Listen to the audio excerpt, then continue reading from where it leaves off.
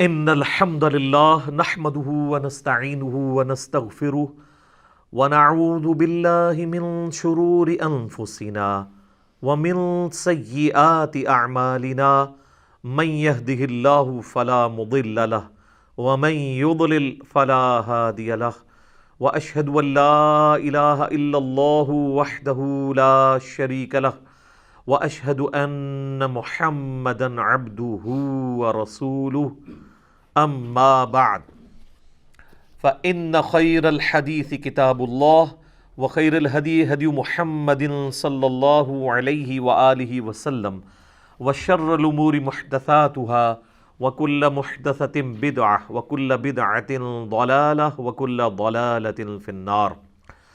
اعوذ باللہ السمیع العلیم من الشیطان الرجیم من ہمزہ ونفخہ ونفثہ بسم اللہ الرحمن الرحیم۔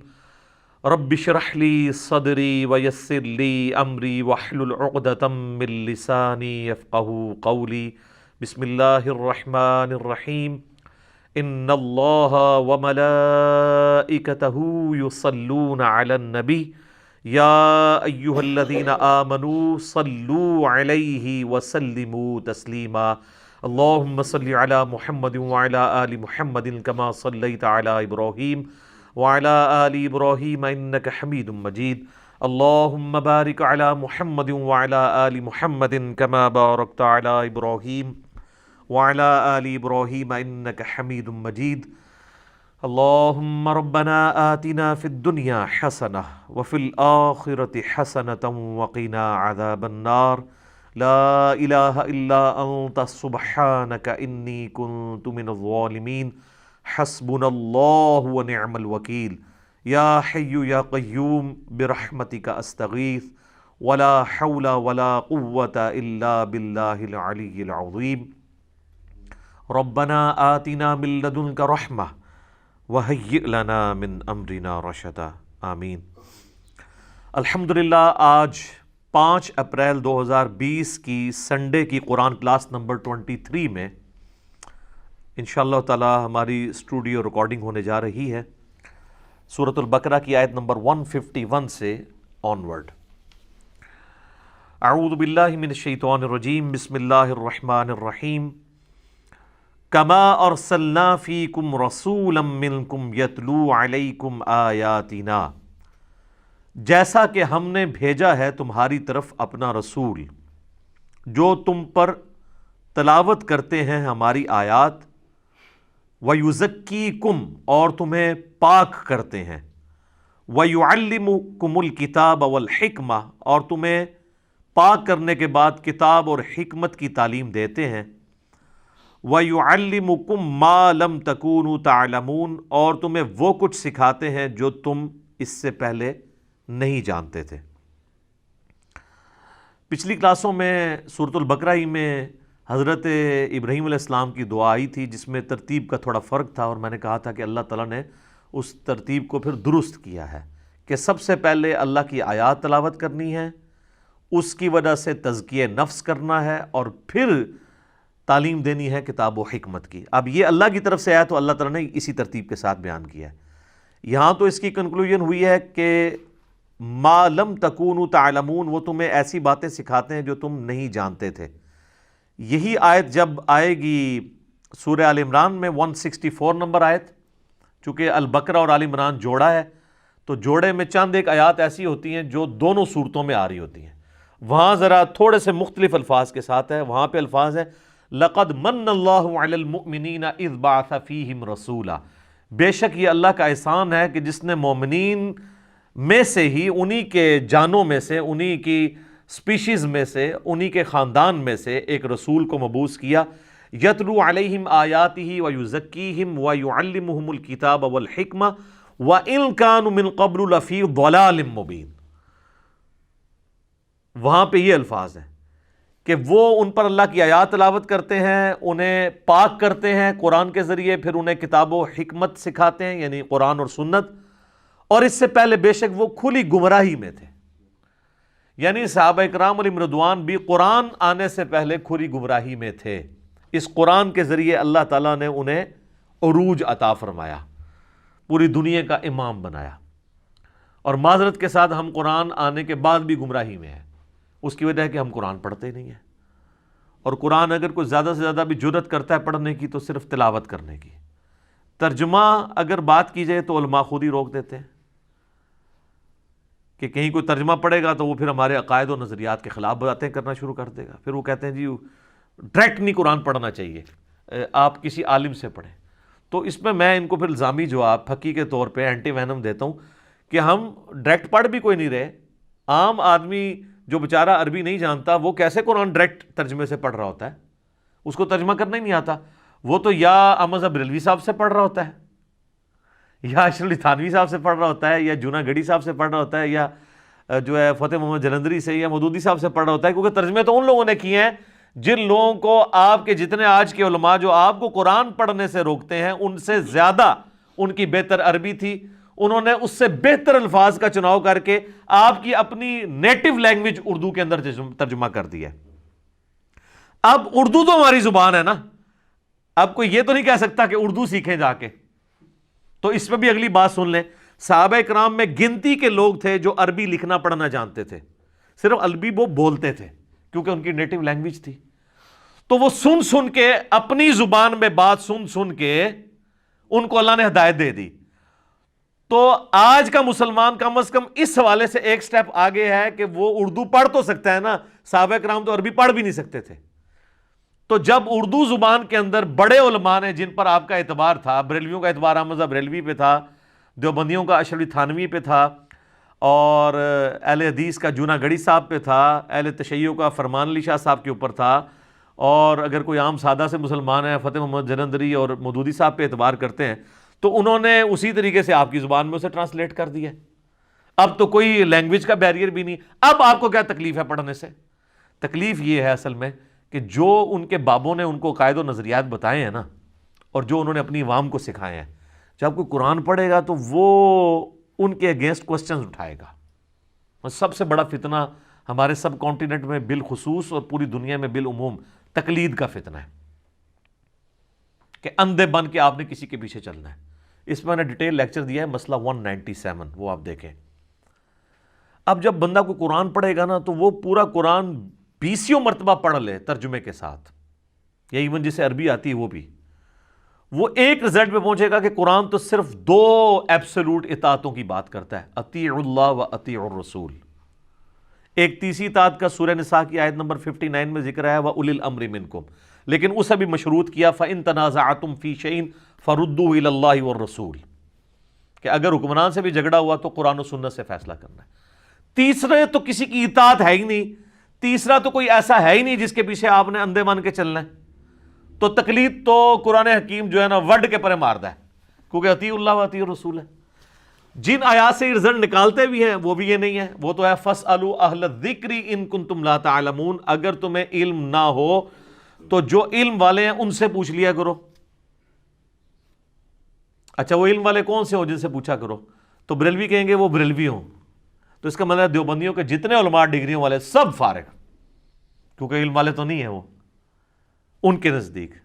دیوبندیوں سے پوچھیں گے وہ کہ ہمارے مفتیا، تو بریلوی سارے علم والے فارغ. تو یہ جو آپ کو علماء کہتے ہیں علماء سے پوچھ کے چلیں، یہ بھی آپ کے ساتھ 2 نمبری کر رہے ہیں. اصل وہ کہہ رہے ہیں ہمارے علماء سے پوچھ کے چلیں. تو سر آپ کے علماء سے کیوں، دوسروں سے کیوں نہیں؟ ہم کہتے ہیں سب سے پوچھیں، کمپیریٹیو سٹڈی کریں، پھر دیکھیں کس کی بات صحیح ہے. ترجمہ سب نے آلموسٹ الفاظ کے چناؤ کا فرق ہو سکتا ہے، ایک جیسا ہی کیا ہوا ہے. تو روکتے اس لیے ہیں کہ ان کو یہ پتہ ہے کہ اگر ہم نے ان کو نہ روکا تو لوگ ہم سے آگے سوال کریں گے بھئی اماموں کا تو قرآن پاک میں ذکر ہی کہیں موجود نہیں ہے.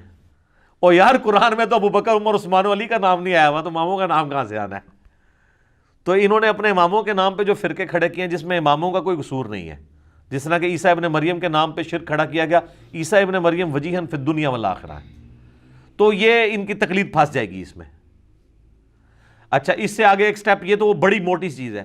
عقیدہ توحید کی اگر آپ بات کریں گے تو انہوں نے تو بابوں سے پکارنا، بابوں کو بیچ میں ڈالنا کیا ہوا ہے. وہ تو پہلے صفحے پہ ایاک نعبد و ایاک نستعین سے فارغ ہو جائے گی. ہر طرح کا دھوکہ ان کا اس حوالے سے فارغ ہو جائے گا. قرآن تو صرف ایک شخصیت کو جانتا ہے اور وہ محمد رسول اللہ ہے صلی اللہ علیہ وسلم. باقی جس بندے کی بھی بات ہو رہی ہوتی ہے ان کے ریفرنس سے ہو رہی ہوتی ہے. اگلے انبیاء کا اگر ذکر خیر ہو رہا ہوتا ہے تو اس لیے کہ وہ اس زمانے میں ایکویلنٹ ٹو محمد رسول اللہ تھے اپنے وقت کے لوگوں کے لیے صلی اللہ علیہ وآلہ وسلم وعلیہم السلام اجمعین. سبحان ربک رب العزت عما یصفون وسلام علی المرسلین والحمد للہ رب العالمین. اللہم صلی علی محمد وعلی آل محمد. تو یہ سب کچھ فارغ ہو جائیں گے، اس لیے قرآن نہیں آپ کو کبھی بھی ترجمے سے پڑھنے دیں گے اور اس طرح کے لیم ایکسکیوزز ڈیوائز کریں گے. میں نے یوٹیوب کے اوپر ایک میری ویڈیو ہے قرآن حکیم کے 8 تراجم اور علماء کا دھوکہ، جو انہوں نے یہ پبلک کو دھوکہ دیا تھا نا جی آپ ترجمہ پڑھیں گے نا، لوگوں نے ترجمہ ہی بدل دیے ہیں ایسا، یعنی وہ رنگ میں بھنگ ڈالتے ہیں. جناب یہ رنگ میں بھنگ آج تک کسی فزکس کے پروفیسر نے، کیمسٹری کے پروفیسر نے، بیالوجی کے پروفیسر نے نہیں ڈالا کہ جی وہ جناب لوگوں نے کتابیں بدل دی ہیں، اور اللہ کی کتاب جو بدلی نہیں ہوئی ہے اس کے بارے میں یہ رنگ میں بھنگ ڈالتے ہیں. اچھا قرآن کے اگر ترجمے ہی بدل دیے ہیں تو اس کا مطلب قرآن کی حفاظت تو ختم ہوگی. قرآن کا ترجمہ کہیں بھی اللہ کے فضل سے نہیں بدلا، قرآن کی تفسیر بدلی گئی ہے، اور قرآن اپنے عقائد کے اعتبار سے کسی تفسیر کا محتاج نہیں ہے. قرآن تو خود تفصیل کیا گیا ہے، کتاب فصلت آیات، یہ وہ کتاب ہے جس کی کتاب کی آیات اللہ نے خود تفصیل سے بیان فرما دی ہے. تو اس میں نے قرآن حکیم کے 8 تراجم دکھائے تھے تمام مکاتب فکر کے، پھر ایک ایک فرقے میں بھی جو مختلف علماء نے کیے وہ بھی دکھائے تھے کہ یہ تو آپ کے آپس میں بھی نہیں ترجمے ملتے، لیکن مفہوم سب کا ایک ہے. کوئی بسم اللہ کا ترجمہ کر رہا ہے اللہ کے نام سے شروع، کوئی کرتا ہے شروع اللہ کے نام سے، کوئی کرتا ہے شروع کرتا ہوں اللہ کے نام سے. تو سر شیطان کے نام سے تو کسی نے نہیں شروع کیا، مفہوم تو سب کا ایک بن رہا ہے. پھر میں نے چیلنج کیا تھا اس کو تو چھوڑ دیں، آپ عام عربی جاننے والے جتنے علماء ہیں آپ کے بڑے بڑے جن کو آپ سمجھتے ہیں، 15 علماء کو بٹھائیں، ہم ان کو عربی کا ایک مضمون دیتے ہیں، 15 کے 15 کیا بالکل ایک طرح کے الفاظ کے چناؤ کے ساتھ اس کی مضمون کا ترجمہ کریں گے؟ نہیں. اور یہ کبھی بھی نہیں ہو سکتا. آپ پی ایچ ڈی انگلش بٹھا لیں، اگر ایم فل انگلش بٹھا لیں 10 اور ان کو 10 کو ایک ہی ترجمہ دیں، ایک ہی انگریزی کا مضمون دیں ایک صفحے کا، اور ساروں کی نیٹو لینگویج اردو ہو، پاکستان میں آپ کو ہزاروں لوگ ایسے مل جائیں گے، اور ان کو کہ اس کا ترجمہ کریں تو وہ بھی الفاظ ایک جیسے نہیں کریں گے، لیکن مفہوم سب کا ایک ہوگا. جب بھی ایک زبان دوسری زبان میں ٹرانسلیٹ ہوتی ہے کبھی بھی یہ نہیں ہو سکتا کہ آپ منوان 100% وہی چیز اس میں پروڈیوس کر سکیں، لیکن یہ پاسبل ہے کہ 100% مفہوم پروڈیوس کریں گے. اگر یہ بھی پاسبل نہ رہا تو یہ پھر کتاب جو ہے نا صرف عرب کے لوگوں کے لیے ہدایت ہوئی، باقی دنیا والوں کے لیے تو ہوئی نہیں، جو یہ بار بار کلیم کر رہی ہے وَمَا أَرْسَلْنَاكَ إِلَّا كَافَّةً لِلنَّاسِ بَشِيرًا وَنَذِيرًا. ساری انسانیت کے لیے کہاں سے ہو گیا پھر؟ دنیا میں ہزاروں زبانیں ہیں، تو اگر یہ صرف عربیوں کے لیے ہے، وہ عربی تو دنیا کا 5% بھی نہیں ہے آبادی کے اعتبار سے، 95% تو نان عرب لوگ ہیں. تو ان کے لیے یہ کتاب کس صورت میں ہوگی ہدایت؟ جب ان کی اپنی زبانوں میں جب اسے ٹرانسلیٹ کیا جائے تو اس کے مفہوم میں فرق نہ پڑے. اور یہ تو امپاسبل ہے کہ وہ لوگ زبانیں سیکھ لیں گے. یہ تو قرآن بھی خود کہہ رہا ہے کہ ہم نے تمہیں سورہ روم میں آتا ہے مختلف زبانوں میں بانٹا ہے، یہ اللہ تعالیٰ کی قدرت کی نشانی ہے. سورہ حجرات میں آتا ہے تمہیں قبائل میں اور خاندانوں میں بانٹ دیے تاکہ تمہاری پہچان ہو، یہ تو اللہ نے خود کیا ہوا ہے. اور یار یہ اتنا یونیورسل ٹروتھ ہے کہ صرف عربی میں قرآن ہی نازل ہوا ہے، قرآن کے سوا اور جو الہامی کتابیں وہ عربی میں نازل نہیں ہوئی ہیں، وہ اور زبانوں میں ہوئی ہیں. ہیبرو لینگویج میں نازل ہوئی ہے تورات، آج بھی ہیبرو لینگویج بولی جاتی ہے. اسرائیل کی جو آفیشیل لینگویج ہے ہیبرو ہے، وہاں پہ مسلمان بھی، کرسچنز بھی، جوز بھی تینوں رہتے ہیں، ہیبرو لینگویج بولتے ہیں، عبرانی زبان جسے ہم کہتے ہیں. تو عربی زبان کی ماں ہے وہ، عربی زبان اس سے نکلی ہے. تو جب اللہ تعالیٰ نے مختلف زبانوں میں پیغمبر بھیجے، وَإِن مِّن أُمَّةٍ إِلَّا خَلَا فِيهَا نَذِيرٌ، کوئی امت ایسی نہیں گزری جس میں ہم نے کوئی نہ کوئی ڈر سنانے والا نہ بھیجا ہو. اور پھر دوسری طرف ہم کلیم کر رہے ہیں وَمَا أَرْسَلْنَاكَ إِلَّا رَحْمَةً لِّلْعَالَمِينَ. تو نبی علیہ السلام اگر سارے جہان والوں کے لیے رحمت ہیں، آپ علیہ السلام کی دعوت پوری انسانیت کے لیے ہے، تو یہ اس میں امپلائڈ ہے کہ قرآن کی حفاظت دوسری زبانوں میں بھی جب کنورٹ ہوگا تو کوئی فرق نہیں پڑے گا. ایون یار جو غیر مسلموں نے بھی انگریزی میں ترجمے کیے ہیں، یار فرق تو انہوں نے بھی نہیں ڈالا. دنیا میں آپ اس ماڈرن دور کے اندر کس طرح زبانوں میں فرق ڈال سکتے ہیں؟ آپ جناب گوگل میں آن لائن فری آپ کے پاس ٹرانسلیشن اویلیبل ہے، ایک طرف کوئی عربی کی عبارت ڈالیں، دنیا کی ہر مولوی کو تو زبانیں ہی 2-3 آتی ہیں، پنجابی آتی ہے، اردو آتی ہے، یا زیادہ عربی، وہ بھی خیر موٹی عربی نہیں آتی جو باریک ہے، موٹی موٹی آتی ہے. تو گوگل اتنے ہزارہ زبانیں آندیاں نے، وہ فوراً آپ کا چور پکڑا جائے گا، ادھر ڈالیں وہ آپ کو بالمفہوم ترجمہ کر کے بتا دے گا، اور فری ایک پیسے بھی نہیں لے گا۔ تو یہ دھوکہ ان لوگوں نے دیا، اور جبکہ قرآن دیکھیں کہ پورا سینٹرڈ اراؤنڈ قرآن کی دعوت کے ہے۔ صحیح مسلم میں حدیث ہے، سیدنا عمر فاروق رضی اللہ تعالیٰ عنہ کہتے ہیں کہ میں نے خود نبی علیہ السلام سے یہ بات سنی تھی کہ اللہ تعالیٰ اس کتاب کی وجہ سے قوموں کو عروج دے گا، اور اس کتاب کی وجہ سے قوموں کو ذلیل و خوار کرے گا چھوڑنے پر۔ تو ڈاکٹر اقبال نے کہا ہے، وہ ان کا شعر ہے نا جواب شکوہ میں، وہ زمانے میں معزز تھے مسلمان ہو کر، اور تم خوار ہوئے تارک قرآن ہو کر۔ تو نبی علیہ السلام کے اس معجزے سے ان لوگوں نے دور کر دیا۔ قرآن پڑھنے کے بعد آپ کے عقیدے کی ایسی اصلاح ہو جائے گی کہ آپ کو تمام مکاتب فکر کی جو 2 نمبری ہیں نا، وہ بالکل کرسٹل کلیئر ہو جائیں گی۔ اور اس سے بڑھ کر یہ کہ آپ اسی فرقے کا ترجمہ پڑھ لینا، اس فرقے کی خرابیاں بھی تم پہ کھل جائیں گی۔ میں نے وہ جو پچھلی دفعہ بتایا تھا، اعلیٰ حضرت نے جو شاہد کا ترجمہ حاضر و ناظر کیا ہے، تو سورہ البقرہ کی آیت نمبر 142 کے اندر تو انہوں نے ترجمہ انہوں نے بھی ٹھیک کر دیا۔ گواہ حاضر و ناظر نہیں کیا، پوری امت کو گواہ ماننا پڑنا تھا حاضر و ناظر کے کانٹیکسٹ میں۔ تو اللہ تعالیٰ نے اس کتاب کی حفاظت کی ہے۔ تو یہ بڑی اہم آیت ہے، یہ آیت مختلف انداز میں ریپیٹ ہوگی، پھر سورہ الجمعہ میں بھی جا کے آئے گی۔ اب میرے بھائیو، جو اگلی آیت ہے نا، سورہ البقرہ کی آیت نمبر 152، اس ایک آیت پہ 10 سے 12 گھنٹے کی گفتگو ہو سکتی ہے، اور الحمدللہ میں نے 8-9 گھنٹے کی گفتگو تو آلریڈی ریکارڈ کروائی ہے۔ سورہ الرعد کی آیت نمبر 28 ہے، الا بذکر اللہ تطمئن القلوب، الا بذکر اللہ تطمئن القلوب، آگاہ ہو جاؤ، اللہ کی یاد میں دلوں کا سکون ہے۔ اس آیت کے کانٹیکسٹ میں میں نے مسئلہ نمبر 111 ABC اور 112 ABC ریکارڈ کروائے تھے اللہ کے ذکر کے کانٹیکسٹ میں۔ تو اس میں بھی میں نے اس آیت کو بھی کور کیا تھا، آیت نمبر 152، فَاذْكُرُونِي أَذْكُرْكُمْ، اے میرے بندو پس تم مجھے یاد کیا کرو، میں بھی تمہیں یاد کروں گا۔ یہ تو اس کا لفظی ترجمہ ہے۔ بالمفہوم یوں بھی بن سکتا ہے جو اعلیٰ حضرت نے ترجمہ کیا ہے کہ تم مجھے یاد کرو، میں تمہارا چرچا کر دوں گا۔ وَاشْكُرُوا لِي وَلَا تَكْفُرُونَ، اور میرا شکر کرو اور میری ناشکری مت کرو۔ اللہم اعنا علی ذکرک و شکرک و حسن عبادتک، آمین۔ اس آیت کے اندر جو سوز و گداز ہے، اس آیت کے اندر جو مفہوم چھپا ہوا ہے، قرآن حکیم میں درجنوں آیات کراس ریفرنس کے طور پہ اس آیت کے تحت پیش کی جا سکتی ہیں۔ وَاذْكُرُوا اللَّهَ كَثِيرًا لَعَلَّكُمْ تُفْلِحُونَ، اللہ کو بہت کثرت کے ساتھ یاد کرو تاکہ تم کامیاب ہو جاؤ۔ اچھا، اب اللہ تعالیٰ کے ذکر کی اقسام کیا ہے، میں موٹی موٹی گفتگو یہاں پہ بھی کر دیتا ہوں، یہ آیت متقاضی ہے۔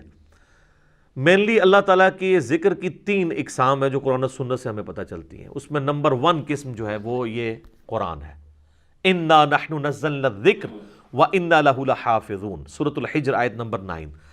بے شک ہم نے اس الذکر، یاد دلانے والی، نصیحت کرنے والی کتاب کو نازل کیا، اور ہم ہی اس کی حفاظت کرنے والے ہیں۔ دوسرے نمبر پہ نماز کو ذکر کہا گیا قرآن میں، وَأَقِمِ الصَّلَاةَ لِذِكْرِي، اور میری یاد کے لیے نماز کو قائم رکھو۔ اور تیسرا ذکر جو ہے نا، وہ تو جناب اس کا نہ کوئی پروٹوکول ہے، نہ اس کی کوئی ٹائمنگ ہے، نہ اس کے لیے کوئی وضو کی ریکوائرمنٹ، نہ غسل کی ریکوائرمنٹ، نہ کسی جگہ کے پاک ہونے کی ریکوائرمنٹ، نہ کسی خاص حالت میں ہونے کی ریکوائرمنٹ۔ وہ ہے الذین یذکرون اللہ قیاما وقعودا وعلی جنوبہم، اللہ کے بندے کھڑے بیٹھے کروٹوں پہ لیٹے ہر وقت اللہ کو یاد کرتے ہیں، ہر حال میں۔ حتیٰ کہ صحیح مسلم میں آتا ہے، ام عائشہ سے جنابت کے کانٹیکسٹ میں جب پوچھا گیا تو انہوں نے کہا کہ نبی علیہ السلام اس حالت میں بھی اللہ کو یاد کرتے تھے۔ سیدنا علی کہتے ہیں کہ نبی علیہ السلام کو جو قرآن ہے نا، جامعہ ترمذی ابو داؤد میں حدیث ہے، قرآن پڑھنے سے کوئی حالت مانے نہیں ہوتی تھی سوائے جنابت کی حالت کے۔ قرآن نہیں پڑھتے تھے، باقی سارے اذکار کرتے تھے۔ یہ کئی لوگ کہتے ہیں جی درود شریف نہیں پڑھنا چاہیے جنبی کو، گستاخی ہو جائے گی۔ بالکل جھوٹ بات ہے۔ یہ غسل کا اتارنا نماز کا پروٹوکول ہے یا قرآن کے پڑھنے کا، عام ذکر اذکار کا کوئی پروٹوکول نہیں۔ ایون فقہ حنفی کی جو کتابیں آپ اٹھائیں گے نا اردو میں، بریلوی اپنی خود کتاب اٹھا کے دیکھ لیں بحر شریعت، اس میں بھی یہ لکھا ہوا ہے کہ جی درود شریف ہو، دعائیں ہوں، سنت اذکار ہوں، ایون قرآن کی وہ آیات بھی انہوں نے لکھا ہے کہ جو آیات ایسے ذکر ہیں یا آیات کے ٹکڑے جو ایسے ذکر ہیں وہ بھی جنبی کر سکتا ہے، سبحان اللہ جیسے ہے. اب یہ قرآن کی آیت کا حصہ بھی ہے اور ذکر بھی ہے تو آپ کر سکتے ہیں. انا للہ و انا الیہ راجعون، یہ آگے آیت آ جائے گی، یہ آیت بھی ہے اور ایسے دعا بھی ہے. سواری پہ بیٹھنے کی دعا سورہ زخرف میں جو آئی ہے، سبحان الذی سخر لنا ھذا وما كنا له مقرنین. اب یہ پوری آیت ہے قرآن کی، لیکن یہ چونکہ دعا ہے جنبی بھی پڑھ سکتا ہے. تو یہ اللہ تعالیٰ نے ایک آسانی دی ہے اس حوالے سے. تو اس حوالے سے جو میں نے الا بذکر اللہ تطمئن القلوب سورۃ الرعد کی آیت نمبر 28 کے کانٹیکسٹ میں 6 لیکچر دیے تھے نا، اس میں پہلے 3 لیکچر تھے مسئلہ نمبر 111A-B-C، جس میں نے صرف اذکار کو ڈسکس کیا تھا. صبح و شام کے اذکار، فرض نماز کے بعد کے سنت اذکار، جس پہ ہمارا یہ صبح و شام کے اذکار پہ یہ بلو کارڈ ہے، ahlsunnatpak.com سے ڈاؤن لوڈ کریں. آلموسٹ 21 کے قریب اذکار ہیں، 17 کے قریب یہ فرض نماز کے بعد کے اذکار ہیں، گرین کارڈ. اور پھر بلو کارڈ کے میں سے خاص یہ 5 وظائف، جادو ٹونا وبائی امراض و قدرتی حادثات سے بچنے کے سنت وظائف، اورنج کارڈ. یہ تینوں کارڈ جو ہے نا اذکار کارڈ ہیں. ان کے ایک ریفرنس، ان کے فضائل اس میں جو لکھے تھے اور کس وقت پڑھنا ہے، کیسے پڑھنا ہے، وہ ساری ڈیٹیلز میں نے اس میں کور کی تھی. یہ آلموسٹ سمجھ لیں 1.25 گھنٹے کے 3 لیکچرز تھے. پھر میں جب آخری لیکچر پہ پہنچا تو مجھے خیال آیا کہ یار قرآن کی صورتوں کے فضائل بھی بیان کرنے چاہیے.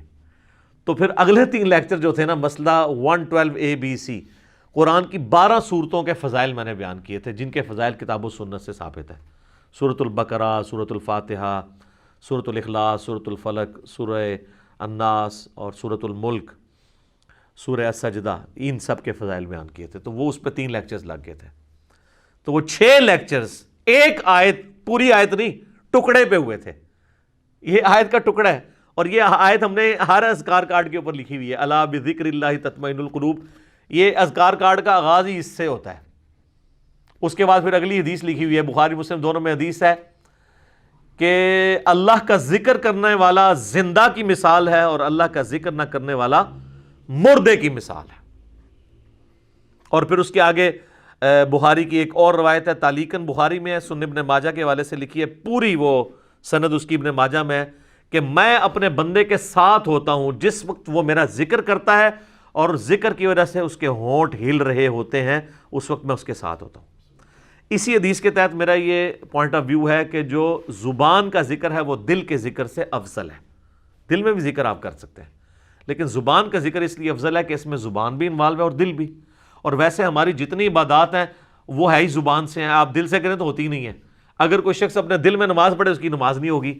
اگر کوئی شخص دل میں تکبیر پھیرے جانور حرام ہو جائے گا. دل میں طلاق دینے سے بھی نہیں ہوتی.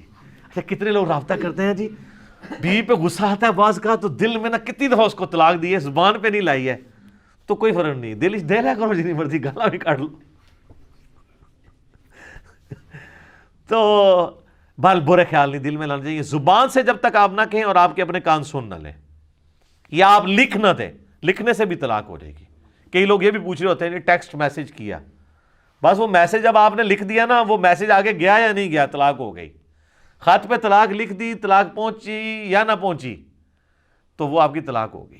وہ کہتے ہیں جی وہ بھیجی سی رستے جو ڈاکیے کو لے لیجیے، ڈاکیے سے لیں جو وہ تیر تو چل چکا تھا اسی وقت. ہوا یہ کہ فقہ حنفی میں ایک مسئلہ ہے کہ اگر کوئی شخص خط میں یوں لکھے نا کہ جیسے ہی یہ میرا خط تجھے ملے تو تو متعلقہ ہے، ایڈی وڈی کہانی، ایک کون لکھتا ہوئے گا.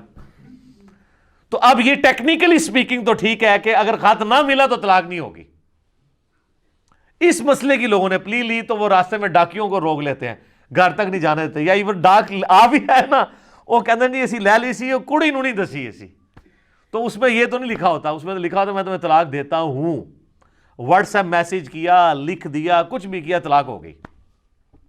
زبان کی اتنی اسلام میں اہمیت ہے، چاہے وہ اذکار کے اعتبار سے ہو یا باقی شریعت کو ایگزیکیوٹ کرنے کے اعتبار سے، اس کا تعلق زبان کے ساتھ ہے. باقی آپ دل میں بھی اللہ کا ذکر کریں، سر وہ بڑی پرسوز حدیث ہے بخاری اور مسلم کی. نبی علیہ السلام نے فرمایا کہ اللہ تعالیٰ فرماتا ہے، یعنی حدیث قدسی ہے، فرمان اللہ کا ہے نبی علیہ السلام کی زبانی، کہ اللہ تعالیٰ فرماتا ہے کہ میں اپنے بندے کے گمان کے قریب ہوں جیسا وہ میرے بارے میں گمان کرے. یعنی اگر وہ میرے بارے میں اچھا گمان رکھتا ہے نا تو میں اس کے ساتھ اچھائی کے ساتھ پیش آؤں گا، اور اگر میرے بارے میں برا گمان رکھتا ہے تو میں پھر اس کے ساتھ اسی اعتبار سے پیش آؤں گا. اس کا یہ مطلب نہیں کہ آپ اللہ سے بغاوت کریں، مرضی اپنی کی زندگی گزاریں کہ جی میرا گمان بڑا اچھا ہے. آپ کا کوئی اچھا گمان نہیں ہے. آپ اگر اللہ کے جاننے والے ہو نا تو جناب اللہ بڑا ڈاڈا ہے. مرنے سے پہلے ہے مسلمان کر لے اس پہ غور، قرآن کا خدا اور ہے اور بابوں کا خدا اور. قرآن کا جہاں اور ہے، بابوں کا جہاں اور. منوس آدمی ہو ٹھیک ہے، وہ یہ جہان ہی اور ہے بھائی. اچھا، تو بخاری مسلم کے الفاظ ہیں کہ میں بندے کے گمان کے قریب ہوں جیسا مجھ سے گمان کرے. اسی تو میں اکثر آپ لوگوں کو کہتا ہوں نا کہ آپ اللہ سے دعا کریں اللہ ہمیں بغیر حساب و کتاب کے جنت میں داخل فرما. آمین ثم آمین. بس یہ گمان رکھیں اے اللہ میں اس قابل نہیں ہوں، کوشش رکھیں گمان اچھا رکھیں. اچھا، پھر بخاری مسلم کی اس حدیث کے آگے الفاظ ہیں کہ جب میرا بندہ مجھے دل میں یاد کرتا ہے نا میں اسے دل میں یاد کرتا ہوں، اور جب وہ کسی مجلس میں اوپنلی مجھے یاد کرتا ہے تو میں اس سے بہتر مجلس فرشتوں کی مجلس میں اسے یاد کرتا ہوں. سبحان اللہ. پھر آگے الفاظ ہیں جب میرا بندہ میری طرف ایک بالشت بڑھتا ہے میں اس کی طرف ایک ہاتھ بڑھتا ہوں، اور جو میری طرف ایک ہاتھ بڑھتا ہے میں اس کی طرف دو ہاتھ بڑھتا ہوں. اگر وہ میری طرف چل کے آتا ہے میں اس کی طرف دوڑ کے آتا ہوں. ٹھیک ہے، تو یہ اللہ تبارک و تعالیٰ نے پروٹوکول انسان کو دیا. اور مسلم شریف میں آگے الفاظ ہیں کہ پھر وہ میری بارگاہ میں اگر اس حال میں پیش ہوا کہ اس نے میرے ساتھ کسی کو شریک نہ ٹھہرایا ہوا تو میں اس قدر مغفرت کے ساتھ اس کے ساتھ ملاقات کروں گا. بڑی بات ہے. اور ترمذی میں الفاظ ہیں کہ اگر میرا بندہ زمین و آسمان گناہوں سے بھر دے، سر اس سے زیادہ تو کوئی نہیں کر سکتا نا گناہ، اور اس نے شرک نہ کیا ہوا نا تو میں اس کے ساتھ مغفرت کے ساتھ پیش آؤں گا. اچھا، اس سے بعض لوگ یہ سمجھتے ہیں بس شرک نہ کرو اور جو مرضی کرو. سر نماز چھوڑنا بھی شرک ہے. نماز چھوڑنا کس کی پیروی اور عبادت ہے؟ شیطان کی. تو شرک کر دیا آپ نے. ڈاکٹر سراج صاحب ایک جملہ بولا کرتے تھے، میں کہتا ہوں نہیں وہ گولڈن کوٹ ہے ان کا. وہ کہتے تھے دنیا کا ہر خیر توحید کے شجر مبارکہ کی شاخ ہے، اور دنیا کا ہر گناہ شرک کے شجر خبیثہ کی شاخ ہے. یہ کیوں آیا قرآن میں؟ افرائیت من اتخذ الہہ ہوا. اے نبی اس شخص کو دیکھا جس نے اپنی خواہش نفس کو اپنا خدا بنا لیا. جو بندہ فجر کے وقت اپنی نیند چھوڑ کے اٹھتا نہیں ہے نا اس نے نیند کو اپنا خدا بنا لیا، گویا کہ وہ اس درجے میں شرک میں مبتلا ہو گیا. اسی تو ابراہیم علیہ السلام کو کہا گیا ہے وَمَا كَانَ مِنَ الْمُشْرِكِينَ. ایک کہنے میں بڑی چھوٹی گل ہے، اسی بھی سارے دعویٰ کرنے ہیں جی مَا كَانَ مِنَ الْمُشْرِكِينَ میں ہم بھی ہیں. نہ جناب، ابراہیم علیہ السلام ایسے پکے مواحد تھے کہ اگر بیٹی کی قربانی کی باری آئی تو اس کو ذبح کرنے کے لیے تیار ہو گئے. بیوی بچے کو بیابان میں چھوڑنے کی باری آئی ادھر تیار ہو گئے. یعنی انہوں نے کہیں پہ اپنی مرضی رکھی نہیں ہے. اس لیے اللہ نے ان کو کہا کہ وَمَا كَانَ مِنَ الْمُشْرِكِينَ. ورنہ سے اللہ فضل لکھاں دے تو انہوں اتنے بھی مواعد مل جان گے، پر ابراہیم والا مواعد نہیں ملے گا. جو وَمَا كَانَ مِنَ الْمُشْرِكِينَ کی ڈگری ہے وہ یہ ہے کہ انہوں نے کسی معاملے میں نفس کو آگے نہیں رکھا. تو سر یہ آپ کو کروڑوں میں بھی ایک ملنا مشکل ہو جائے گا. تو اس بندے کے لیے تو واقعی پھر کیا ہی بات ہے اس کی جو اس لیول کا مواحد ہو جائے. وَمَا كَانَ مِنَ الْمُشْرِكِينَ. وہ تو جناب مسند احمد میں حدیث ہے، مشکات میں بھی آئی ہے، جس نے دکھلاوے کے لیے نماز پڑھی اس نے شرک کیا، جس نے دکھلاوے کے لیے روزہ رکھا اس نے شرک کیا، جس نے دکھلاوے کے لیے صدقہ کیا اس نے بھی شرک کیا. حالانکہ جو نماز پڑھ رہا ہوتا ہے وہ اس بندے کی عبادت نہیں کر رہا ہوتا جس کو وہ دکھانا چاہ رہا ہوتا ہے.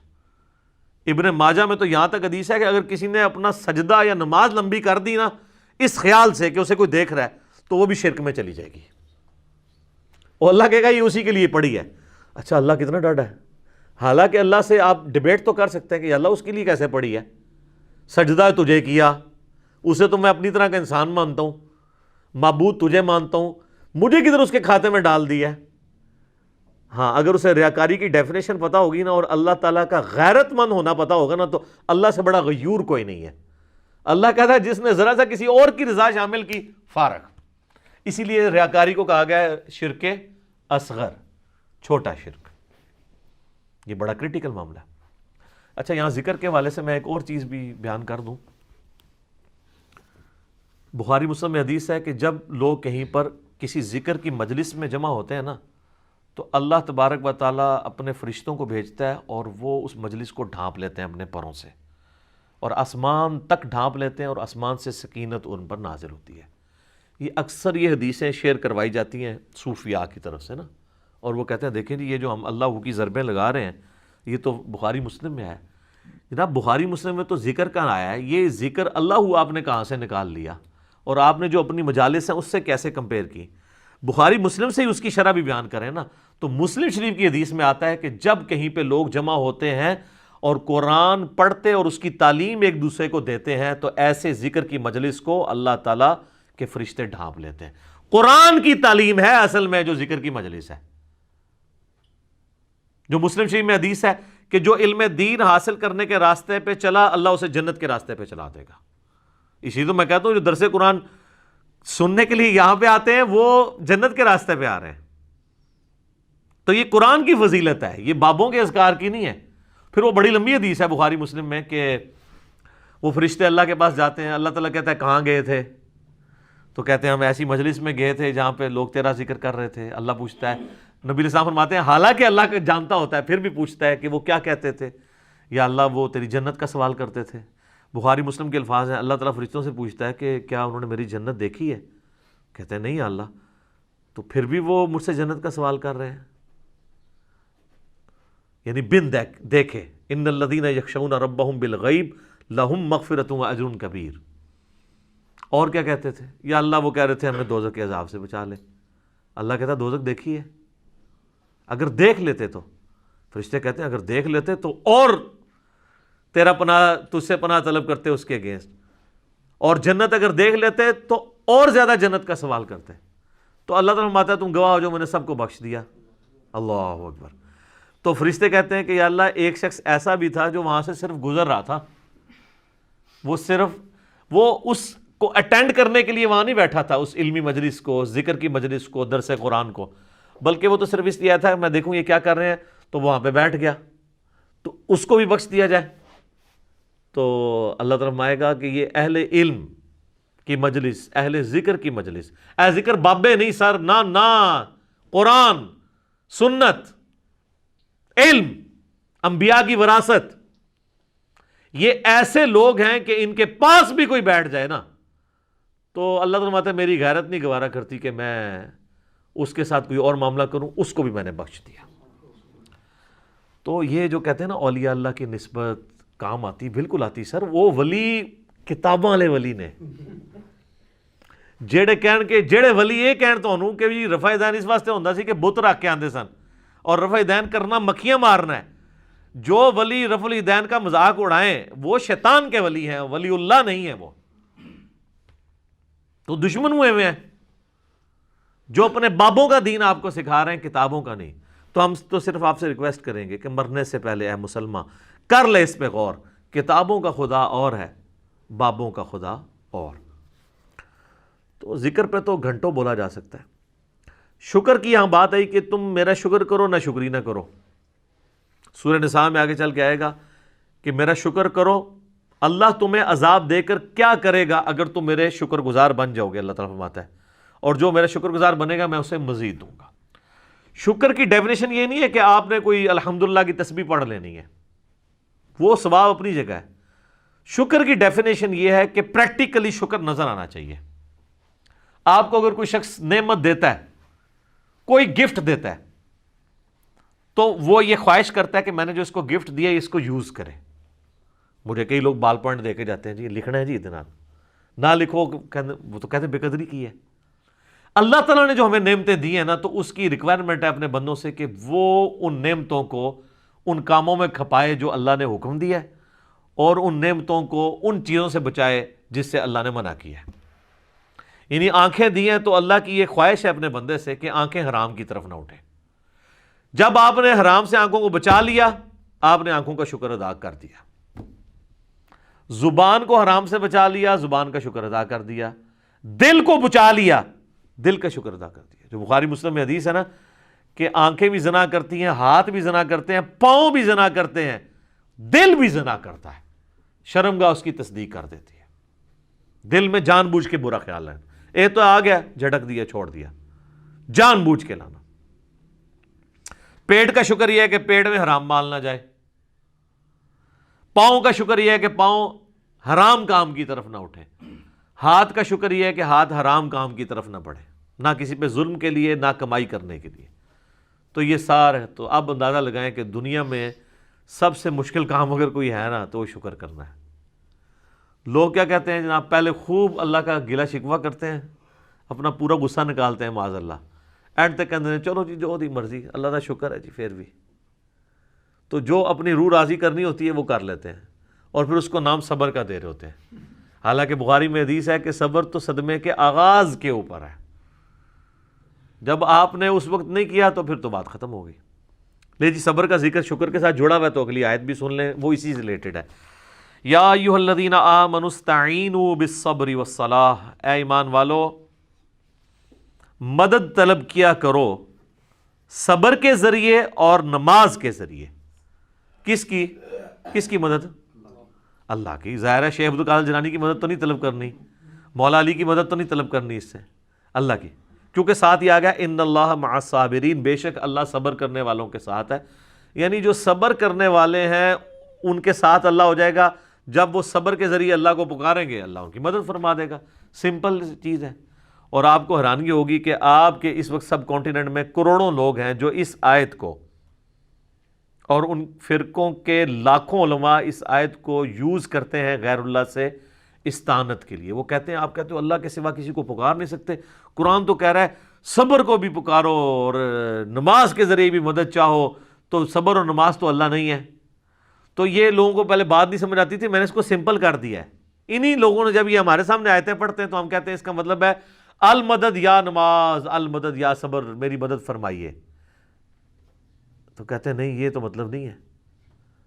تو پھر آپ تو یہی کر رہے ہیں نا، اس سے آپ المدد یا شیخ عبد القادر جیلانی نکال رہے ہیں، یا آپ شیخ عبد القادر جیلانی سے یوں کریں کہ وہ آپ کے سامنے موجود ہوں اور آپ ان کے ذریعے دعا کروا لیں، وہ تو ایک معاملہ علیحدہ ہو جائے۔ پھر تو آپ کہیں گے ہم نے اللہ ہی سے مانگا ہے، لیکن آپ تو ڈائریکٹ ان کو پکار رہے ہیں، اور وسیلے کے نام پہ دھوکہ۔ یہ میرا پچھلے دنوں ویڈیو ریکارڈ ہوئی ہے، وسیلے کے نام پہ دھوکہ، وسیلے کے نام پہ استعانت کر رہے ہوتے ہیں، استغاثہ کر رہے ہوتے ہیں، اور نام اسے توسل کا دیتے ہیں۔ تو کسی نے نہیں کہا المدد یا نماز، المدد یا صبر، بلکہ اللہ کی مدد چاہتے ہیں۔ اس کا مطلب یہ ہے کہ جو نماز پڑھے گا اللہ کی مدد کا حقدار ہو جائے گا، جو صبر کرے گا وہ اللہ کی مدد کا حقدار ہو جائے گا۔ اس سے ایک ایسا وسیلہ پتہ چلا جسے ہم کہتے ہیں نیک اعمال کا وسیلہ، کہ آپ نیک اعمال کو بھی اللہ کے حضور وسیلے کے طور پہ پیش کر سکتے ہیں۔ وہ جو بخاری مسلم میں 3 لوگوں کا ذکر ہے جو غار میں پھنس جاتے ہیں، پہلے ایک اللہ کے حضور وسیلہ پیش کرتا ہے اپنے عمل کا جو اس نے سب سے چھپا کے کیا ہوتا ہے، تھوڑا سا پتھر سرک جاتا ہے، پھر دوسرا، پھر تیسرا، پھر کھل جاتا ہے۔ نیک اعمال کا وسیلہ پیش کریں۔ یہ 6 وسیلے ہیں، 5 ثابت ہیں، ایک ثابت نہیں ہے۔ میرا وسیلہ اور توسل کے اوپر جو لیکچر ہے مسئلہ 43 وہ بھی دیکھ لیں، اور لیٹسٹ جو وسیلے کے نام پہ دھوکہ، یہ آپ دیکھیں تو آپ کو پتہ چل جائے گا۔ تو ان آیات کو مس کوٹ کرتے ہیں، حالانکہ اس کا تعلق اللہ ہی کے ساتھ ہے کہ صبر اور نماز کے ذریعے آپ نے اللہ کی طرف متوجہ ہونا ہے۔ صبر کے اندر پوری زندگی ہے، بلکہ نماز بھی صبر ہی ہے۔ جناب فجر کی نماز گرمیوں میں اٹھ کے پڑھنا صبر نہیں ہے، جب نیند ہی نہیں پوری ہوتی؟ سردیوں میں نماز کے لیے وضو کرنا کیا صبر نہیں ہے؟ صبر کی 3 اقسام ہے مینلی۔ ایک صبر ہے اللہ تعالیٰ کی طرف سے آئے ہوئے تکلیفوں پہ صبر کرنا، وہ تو ہم سب کو پتہ ہے، اور وہ صبر ہوگا ابتدائی صدمے پہ۔ اس کی آگے آیات بھی آ جائیں گے، اس کے لیے آپ نے کہنا ہے انا للہ و انا الیہ راجعون، بے شک ہم خود بھی تو اللہ کی طرف سے آئے تھے، ہم نے لوٹ کے اللہ کی طرف جانا ہے۔ یہ تکلیف بھی آئی، الٹیمیٹلی چلی جائے گی۔ اور صحیح مسلم میں آگے ایک اور دعا کا حصہ ہے، اللہم اجرنی فی مصیبتی واخلف لی خیرا منہا۔ تو مسلم شریف کے الفاظ ہیں، جو یہ دعا پڑھ لے گا تو اللہ تعالیٰ اسے بہتر نعم البدل عطا فرمائے گا اس چھوٹ جانے والی چیز کے ایکویلنٹ. اس کا مطلب یہی ہے اللہم اجرنی فی مصیبتی، اے اللہ اس مصیبت میں مجھے اجر عطا فرما، وَأَخْلِفْ لِي خَيْرًا مِّنْهَا، اس سے بہتر میرے لیے خلیفہ مقرر کر دے، بہتر نعم البدل. اور مسلم شریف کے الفاظ ہیں، سلمہ کہتی ہیں جب میرا خاوند ابو سلمہ فوت ہوا تو میں بڑی دکھی تھی، تو میں نے حضور سے یہ دعا سنی ہوئی تھی، انا للہ و انا الیہ راجعون اللہم اجرنی فی مصیبتی واخلف لی خیرا منہا. یہ یوٹیوب پہ میرا ایک کلپ بھی اپلوڈڈ ہے، غم کی خبر کو خوشی میں بدلنے کی دعا، تو اس میں نے اس کو ڈسپلے بھی کروایا نیچے. تو کہتی ہیں میں نے یہ دعا پڑھ لی اور میں پھر پریشان تھی کہ ابو سلمہ سے بہتر تو نبی علیہ السلام کے صحابہ میں کوئی اور صحابی نہیں ہے، تو مجھے اللہ تعالیٰ اس کا بہتر نعم البدل کیا دے گا. تو کہتے ہیں جیسے ہی میری عدت پوری ہوئی تو نبی علیہ السلام میرے پاس آئے اور انہوں نے میرے سامنے اس خواہش کا اظہار کیا کہ میں تمہیں اپنے عقد میں لینا چاہتا ہوں. تو کہتی ہیں میں نے کہا مجھے واقعی نعم البدل مل گیا. اور ام المومنین بنی ہیں 64 ہجری میں فوت ہوئی ہیں، واقعہ کربلا کے بھی 3 سال بعد فوت ہوئی ہیں. نبی علیہ السلام کی وفات کے بعد یہ 53 سال زندہ رہی ہیں. اتنی لمبی عمر کسی اور امہات المومنین میں سے کسی نے نہیں پائی. سب سے آخر میں حضور کی جو بیوی فوت ہوئی ہیں ام سلمہ ہے. اور اہل بیت کی شان میں اور کربلا سے ریلیٹڈ جتنی احادیث ہیں نا وہ آلموسٹ ام سلمہ نے روایت کی ہوئی ہیں. نبی علیہ السلام کی یہ بڑی لاڈلی ترین بیویوں میں سے ہے ام سلمہ سلام اللہ علیہا ورضی اللہ تعالی عنہا. تو انہوں نے یہ دعا پڑھ لی تھی، تو وہ اس کا کچھ حصہ آگے آ بھی جائے گا. اللہ تعالیٰ نیک بندوں کی نشانی بتائے گا کہ وہ جب بھی ان پہ کوئی تکلیف آتی ہے تو وہ یہی کہتے ہیں انا للہ و انا الیہ راجعون. تو پہلا صبر ہے تکلیفوں پہ. دوسرا صبر ہے جو اللہ نے آپ پہ پابندیاں لگا دی ہیں فرائض کی، نماز پڑھنی ہے، روزہ رکھنا ہے. یہ ظاہر ہے آپ کو اس کے لیے جنبی ہوں تو غسل اتارنا ہے، اس کے لیے آپ کو تکلیف سے نہیں گزرنا پڑتا، پروٹوکول دینا پڑتا ہے. تو یہ بھی ہے. اور تیسرا صبر ہے حرام چیزوں سے بچنے پہ، آنکھوں کی حفاظت کرنا، اس کو حرام سے بچانا، اس کے لیے صبر کرنا پڑتا ہے. حرام کما کے راتوں رات امیر ہو جانا یہ تو آسان کام ہے، لیکن حلال کما کے روکھی سکی کھا کے گزارا کرنا اور اللہ سے ڈرنا کہ میں نے حرام کا لقمہ اپنے پیٹ میں نہیں جانے دینا، اس کے لیے آپ کو صبر کرنا پڑے گا. تو یہ 3 صبر ہیں. نمبر 1 اللہ کی طرف سے آئی ہوئی تکالیف پہ صبر. نمبر 2 اللہ نے جو آپ پہ فرائض لگائے ہیں ان فرضوں کو منوان اسی طریقے سے پورا کرنے میں جو تکلیفیں اٹھانی ہیں اس پہ صبر، چاہے وہ گرمیوں کے روزے ہوں اور سردیوں کے وضو ہوں اور گرمیوں کی فجر کی نماز ہو. اور تیسرا اللہ تبارک و تعالیٰ نے جو حرام سے بچنے کے لیے آپ کو ایمفسائز کیا ہے اور اٹریکشن بھی رکھ دی اس حرام کے اندر، تو صبر کرنا پڑے گا نا. اٹریکشن تو ہے ہر حرام چیز میں. مسلم شریف میں حدیث ہے اللہ تعالیٰ نے جنت کو ناگوار چیزوں سے ڈھانپ دیا ہے اور جہنم کو، دوزخ کو خوشگوار چیزوں سے ڈھانپا ہوا ہے. یعنی دنیا میں ہر خوشگوار چیز دوزخ کی طرف لے جاتی ہے اور ہر ناگوار چیز جنت کی طرف لے جاتی ہے. اب وہ ناگوار کی ہرڈلز جو عبور کرے گا نا تو جنت تک پہنچے گا. یہ ہے وہ چیز. اس پہ خیر گھنٹوں بولا جا سکتا ہے. میرا ایک لیکچر ضرور سنیں، میں نے ان ساری چیزوں کو اس میں بریف کیا ہے. مسئلہ 120 سورۃ الفرقان سے اللہ کے صحیح اولیاء کی 12 خصوصیات کیا ہیں وہ میں نے بیان کی ہیں. اس میں میں نے کافی ساری حدیثیں بیان کی تھی. آج مال نہیں کہ میں ان کی طرف جاؤں، ان آیات کو کور کر لیتے ہیں. وَلَا تَقُولُوا لِمَنْ يُقْتَلُ فِي سَبِيلِ اللَّهِ اموات، اور مت کہا کرو ان لوگوں کو کہ وہ مردہ ہیں جو اللہ کی راہ میں قتل کر دیے جائیں. بیسیکلی یہ غزوہ بدر سے پہلے آیات نازل ہوئی ہیں اور غزوہ بدر باقاعدہ مارکہ پہلا ہے. اس سے پہلے چھوٹے چھوٹے مارکے ہوئے ہیں لیکن اصل مارکہ بدر کا ہے. اب جہاد اور قتال کے لیے صحابہ کرام کو اللہ تعالیٰ تیار کر رہا ہے، تو پہلے ہی ذہن سازی ہو رہی ہے کہ اللہ کی راہ میں جو مارا جائے نا اسے مردہ نہیں سمجھنا. بل احیاء ولکن لا تشعرون، بلکہ وہ تو زندہ ہے لیکن تمہیں شعور نہیں ہے. سر اس آیت کے ساتھ جو سب کانٹیننٹ کے علماء نے تختہ مشق بنایا ہے اس کو، اور اس سے انہوں نے کہا جی بزرگ زندہ ہیں وہ مرتے ہی نہیں ہیں. ٹھیک ہے جی، یہاں کہاں لکھا ہوا ہے کہ وہ مرتے نہیں ہیں؟ یہاں تو سٹارٹ اس سے ہو رہا ہے کہ جو مر جائیں اللہ کی راہ میں انہیں مردہ مت کہو. پہلی بات ہے اللہ خود کہہ رہا ہے کہ وہ مر گئے ہیں. یہ کہتے ہیں وصال شریف فرما گئے ہیں, پردہ شریف فرما گئے ہیں, اللہ نے تو یہ الفاظ نہیں استعمال کیے, اور یہ تو کوئی نہیں, یہ تو جنرل ہیں. خود نبی علیہ السلام کے لیے لفظ نہیں استعمال کیا, اور لفظ استعمال کیا وما محمد الا رسول, سورہ آل عمران آیت نمبر 144, قد خلت من قبلہ الرسل افئن مات او قتل. محمد تو نہیں مگر ایک رسول, ان سے پہلے بھی کئی رسول آئے اور چلے گئے, اگر یہ مر جائیں یا قتل کر دیے جائیں. اور انڈیا پاکستان بنگلہ دیش میں اگر یہ وصال شریف فرما جائیں اور شہید ہو جائیں, شہید بھی عربی کا لفظ ہے, وصال بھی عربی کا لفظ ہے, اللہ نے دونوں لفظ استعمال نہیں کیے.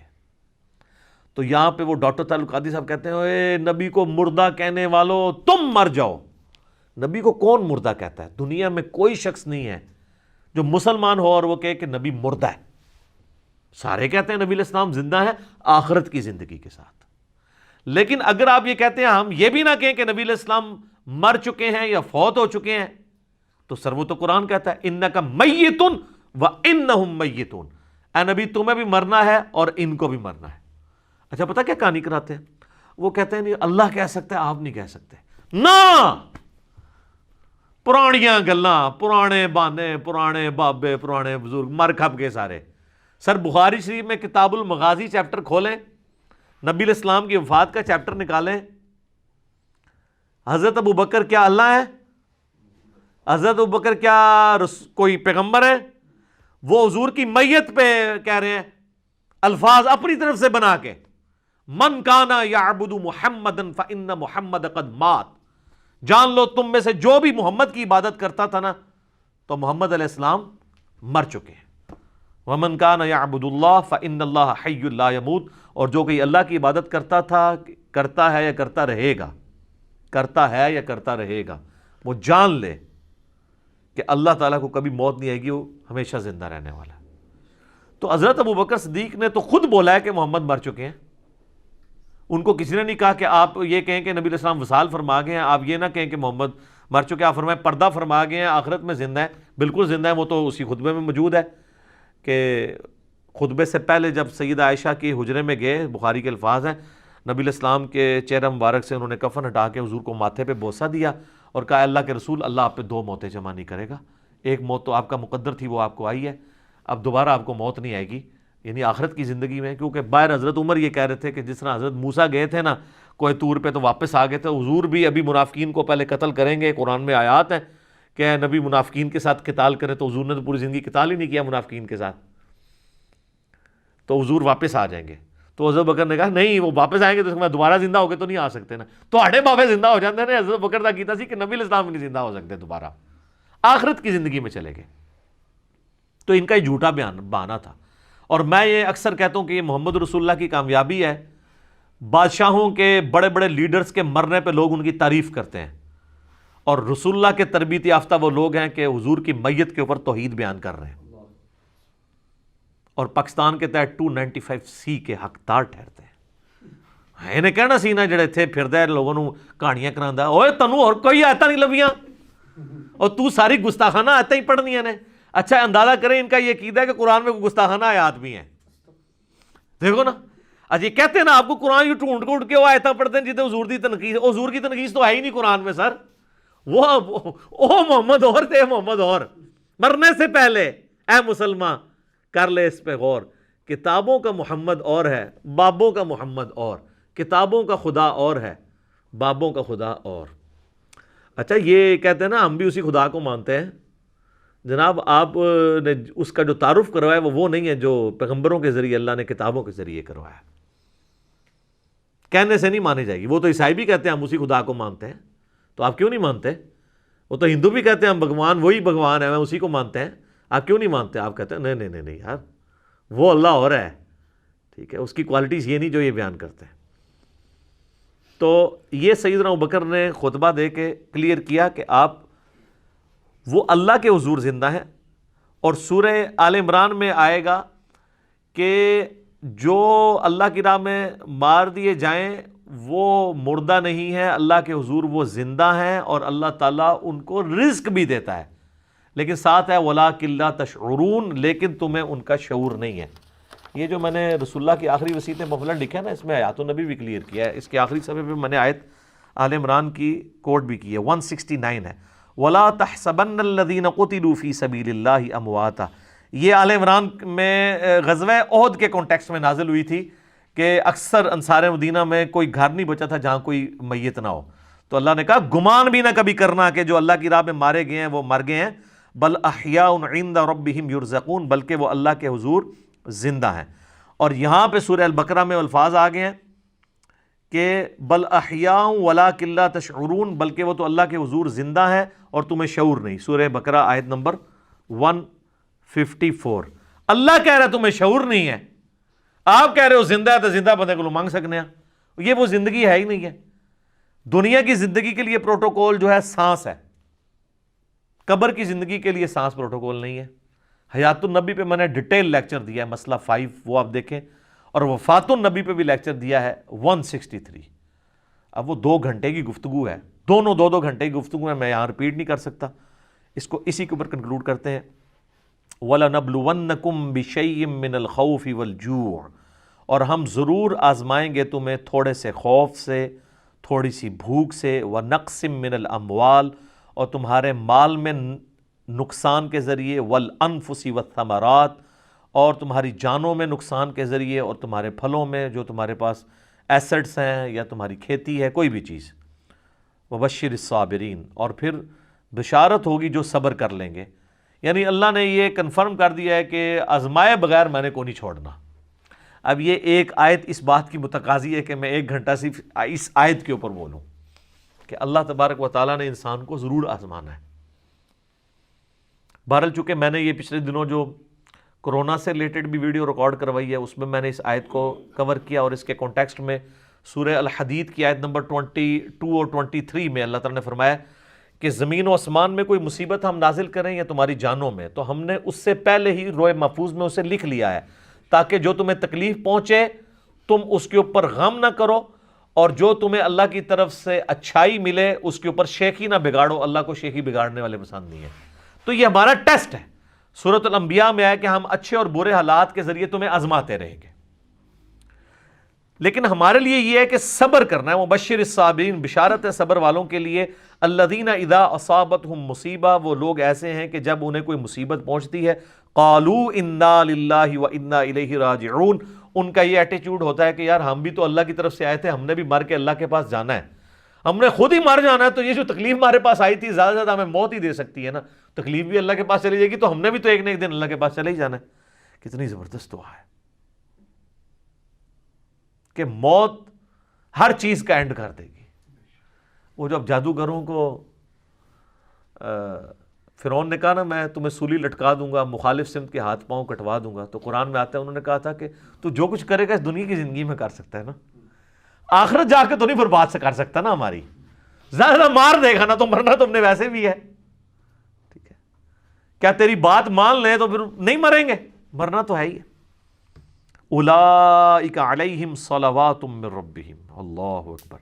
اللہ کہہ رہا ہے ایسے لوگ ہیں جن پر اللہ تعالیٰ بھی درود بھیجتا ہے، اللہ کی رحمتیں ہیں ایسے لوگوں پہ، ورحمہ اور رحمت، واولئک هم المہتدون، اور یہی وہ لوگ ہیں جو اصل میں سیدھے راستے کے اوپر ہیں، ہدایت کے اوپر ہیں. کون سے لوگ؟ جن کا یہ ایٹیچیوڈ ہے کہ کوئی تکلیف جان مال میں پہنچے وہ کہیں جو اللہ کی مرضی. اس اعتبار سے ایک حدیث ہے، اب یہ مسئلہ تقدیر سے ریلیٹڈ ہے. مسئلہ تقدیر خود اتنا بڑا ٹاپک ہے کہ میں نے قرآن حکیم سے 50 مقامات سے 200 آیات کراس ریفرنس کے طور پہ 4 لیکچرز میں کور کیے ہیں. مسئلہ 103 104 ABC مسئلہ تقدیر کے اوپر، یہ آیات بھی اس میں کور کی تھی. تمام اس طرح کی جو کریٹیکل آیات ہیں وہ کور کی ہیں. پھر بخاری مسلم میں درجنوں احادیث ہیں تقدیر کے اوپر، اور اس میں ایک حدیث سب کو کنکلوڈ کرتی ہے.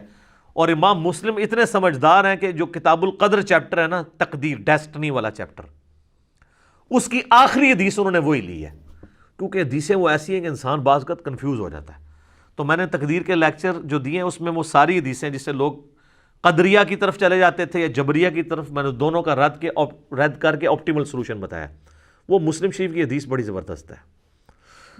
اس حدیث میں الفاظ ہیں کہ سیدنا ابو ہریرہ رضی اللہ تعالیٰ عنہ کہتے ہیں کہ نبی علیہ السلام نے مجھے یہ وصیت کی تھی، اے ابو ہریرہ اپنے لیے جو نفع مند چیز ہے اس کے لیے خوب کوشش کرو، نمبر 1۔ نمبر 2، پھر وَاسْتَعِن بِاللَّہ، اللہ سے بھی مدد مانگنی ہے، خالی کوششوں میں نہیں بیٹھ جانا، جو مولا علی کا قول ہے کہ میں نے اپنے ارادوں کے ٹوٹنے سے اپنے اللہ کو پہچانا ہے، کہ میں نے سب کچھ فٹ رکھا تھا لیکن اللہ کی مرضی کچھ اور تھی، کچھ اور ہی رزلٹ نکل آیا۔ اپنے لیے نفع مند چیز کے لیے پوری کوشش کرنا، وَاسْتَعِن بِاللَّہ، پھر اللہ سے مدد مانگنا، پھر ساتھ فرمایا کاہلی نہ کرنا، سستی نہ کرنا۔ یہ نہیں ہے کہ پیپروں کی تیاری کی کوئی نہیں ہے اور خالی تسبیح پڑھی اور اینڈ تے فیل ہو کے کہتے ہیں جو اللہ دی مرضی، نہیں، یہ نہیں، کاہلی نہ کرنا، سستی نہ کرنا۔ اس کے باوجود اگر رزلٹ تیرے خلاف آ جائے، تجھے نقصان ہو جائے، تو پھر یہ نہ کہنا کہ اگر میں یہ کر لیتا تو یہ ہو جاتا، اگر میں یہ کر لیتا تو یوں ہو جاتا، اگر مگر شیطان کا دروازہ کھول دیتا ہے۔ تو اگر مگر سے بچنا ہے اینڈ پہ، پہلے پوری کوشش کرنی ہے۔ ایک کام کیا یہ اچھا، اس کا یہ مطلب نہیں ہے کہ آپ نے کرٹیکل انالیسز نہیں کرنا، کہ مثلا اگر کوئی پاکستان نے کوئی مہم لانچ کی ہے اور اس میں ناکامی ہو گئی ہے تو اب وہ اس کے اوپر کوئی میٹنگ، جس نے F-16 گرا ہے تو اب میٹنگ ہی نہ کال کریں، وہ کریں گے مستقبل میں بچنے کے لیے، وہ علیحدہ چیز ہے، اس پہ آپ صبر کریں گے۔ مستقبل کی تو اسٹریٹجی بنانی ہے، جو بخاری مسلم میں حدیث ہے، مومن ایک سوراخ سے 2 بار نہیں ڈسا جاتا، تو دوسری بار اسی لیے نہیں ڈسا جاتا کہ وہ انالائز کرتا ہے یار میرے پہلے بھی کام پہ ہے، ہوں دوبارہ نہ پہ جائے، وہ ایک علیحدہ چیز ہے، اس کو اس سے مکس نہیں کرنی۔ جو نقصان ہوا اس پہ کہنا ہے جو اللہ کی مرضی، کیونکہ سورۃ الحدید کی آیت نمبر 22 اور 23 ہے کہ اللہ تعالیٰ نے تمہارے نصیب میں چیز لکھی ہے جو تمہیں پہنچنے والی ہے، تمہاری جان میں ہو یا پوری انسانیت کے لیے، وہ تمہیں تکلیف آنی ہے۔ تمہارا ایٹیچیوڈ یہ ہے کہ ان اللہ مع الصابرین، تم نے کہنا ہے انا للہ و انا الیہ راجعون۔ اور یہ جو اکثر لوگ کہہ رہے ہوتے ہیں نا جی اب کیسے ہم فرق کریں کہ یہ اللہ کی طرف سے جو مصیبت آئی ہے یہ آزمائش ہے یا عذاب ہے؟ بڑا آسان طریقہ ہے، اگر تواڈے فرقے والے تے آئی ہے تے آزمائش ہے، دوسرے تے آئی ہے تے عذاب ہے۔ ہاں اس طرح کہانیاں کراتے ہیں نا، جنید جمشید صاحب اگر شہید ہو جاتے ہیں تو کہتے ہیں وہ عذاب میں مارا گیا، ٹھیک، پھر ان کو وہ حدیث بھی بھول جاتی ہے کہ میری امت میں جو بندہ آگ میں جل کے مرے، پانی میں ڈوبنے سے مرے، پیٹ درد سے مرے، وہ جنتی ہے، ٹھیک ہے، وہ شہید ہے، تعاون کے مرض سے مرے، وہ بخاری مسلم کی حدیث بھول جائے گی۔ ہاں اپنا کوئی جل جائے گا تو ٹھیک ہے، اپنا کو پھانسی چڑھ گیا گورنمنٹ کی طرف سے تو شہید ہے۔ تو یہ کرائٹیریا ہی ہے، اس میں مولا علی کی طرف بھی ایک منسوب کرتے ہیں قول، جھوٹا قول ہے کہ اگر تم تکلیف آنے کے بعد اللہ کی طرف متوجہ ہو جاؤ تو سمجھ لو یہ آزمائش ہے، اور اگر اللہ سے بے پرواہ ہو جاؤ تو یہ عذاب ہے۔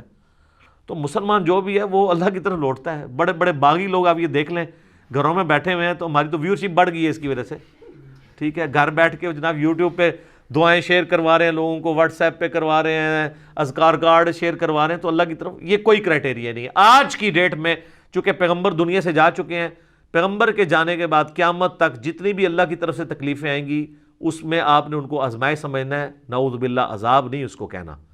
حتیٰ کہ تعاون کے بارے میں بخاری مسلم میں ہے کہ تعاون میری امت پہ آئے گا تو وہ کافروں کے لیے عذاب ہوگا، لیکن میرے ماننے والوں کے لیے وہ رحمت، اللہ اس کو بنائے گا، اور جو مر گیا وہ شہید ہوگا۔ دیکھیں نا کتنے صحابہ ہیں تعاون کے مرض میں مرے ہیں، معاذ ابن جبل مرے ہیں، ابو عبیدہ ابن جرح مرے ہیں، تو اسی مرض کے اندر شہید ہوئے ہیں وہ۔ تو یہ کوئی کرائٹیریا نہیں۔ آج کے دور میں ہمارا ایٹیٹیوڈ یہ ہے کہ ساری چیزیں آزمائش ہیں، انا للہ و انا الیہ راجعون، اور بخاری مسلم میں حدیث ہے کہ ان تکالیف کے اگینسٹ اللہ تعالیٰ تمہارے گناہوں کو معاف فرما دے گا، حتیٰ کہ تمہارے پاؤں میں کانٹا بھی چبھے گا اس کے اگینسٹ بھی گناہ معاف ہوں گے۔ اور ابو داؤد ترمذی میں حدیث ہے کہ انسان کے بعض اوقات ایسے گناہ ہوتے ہیں کہ اس کی کوئی نیکی اس کا کفارہ نہیں بن پا رہی ہوتی، تو اللہ تعالیٰ اسے دنیا میں تکلیف میں ڈالتا ہے، اور جب دنیا سے اٹھاتا ہے تو پاک و صاف کر کے اٹھاتا ہے، تو آپ کے گناہوں کا کفارہ بھی بن جاتا ہے۔ اس لیے نہیں کہ آپ نے جو گناہ کیے تھے ان کی وجہ سے تکلیفیں آئی ہیں، نہیں نہیں نہیں، گناہ سے کون بندہ پاک ہے؟ مراد یہ کہ اللہ چاہتا ہے کہ آخرت میں نہ دے، دنیا میں آپ کو تھوڑی بہت تکلیف سے گزارے۔ تو یہ بڑا کرٹیکل ٹاپک ہے، اس طریقے سے ورڈک نہیں دینی چاہیے، ٹھیک ہے جی۔ اللہ تعالیٰ سے دعا ہے جو حق بات میں نے کہی اللہ تعالیٰ ہمارے دلوں میں راسخ فرمائے، اگر میرے منہ سے جذبات میں کوئی بات نکل گئی تو اللہ تعالیٰ ہمارے دلوں سے محو کر دے۔ ہمیں کتاب و سنت کی تعلیمات پر عمل کر کے دوسرے بھائیوں تک پہنچانے کی توفیق عطا فرمائے۔ سبحانک اللہم و بحمدک، اشہد ان لا الہ الا انت، استغفرک و اتوب الیک، وما علینا الا البلاغ المبین۔ جزاکم اللہ خیرا۔